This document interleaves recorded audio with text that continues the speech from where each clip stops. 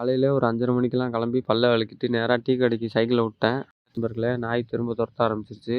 விறுவிறுன்னு டீ கடைக்கு போயிட்டேன்.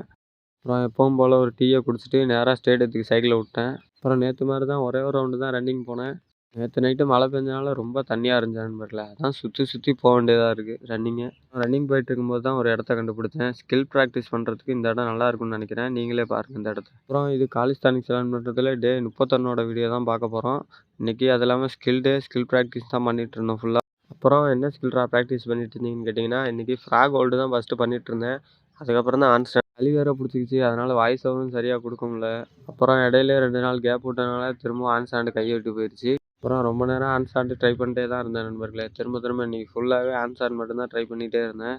பாடி ரொம்ப டயர்டாகிடுச்சு. அதனால் கொஞ்சம் நேரம் அப்படியே சுற்றிக்கிட்டே திரிஞ்சேன் ரெஸ்ட் எடுத்துக்கிட்டு. அப்புறம் இன்றைக்கி ஹேண்ட் ஸ்டாண்டு ஒரு 5 செகண்ட் இல்லைன்னா 6 செகண்ட் ஹோல்டு பண்ணி ஆகணுன்ட்டு முடிவு பண்ணிட்டேன். அதனால் திரும்பவும் விடாமல் ட்ரை பண்ணிக்கிட்டே தான் இருந்தேன். இதுக்கே ஒரு ஒர்க்கட்டே ஒரு 3/4 மணி நேரம் கிட்ட போயிடுச்சு நண்பர்களே. அப்புறம் கை வலி திரும்ப வர ஆரம்பிச்சிச்சு.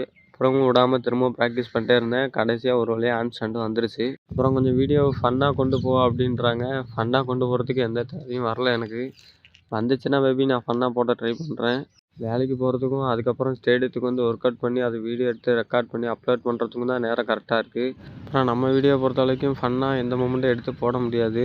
என்னடா இப்படி பேசுகிறேன்னு நினச்சிக்காதீங்க. அப்புறம் ஸ்கில் ப்ராக்டிஸையும் முடிச்சுட்டு அப்புறம் அப்படியே உட்காந்து எடிட்டிங்கையும் முடிச்சிட்டேன். இன்றைக்கி வீடியோ அவ்வளோதான் நண்பர்களே. நீங்களும் டிசிப்ளினாக இருங்க. பாய்.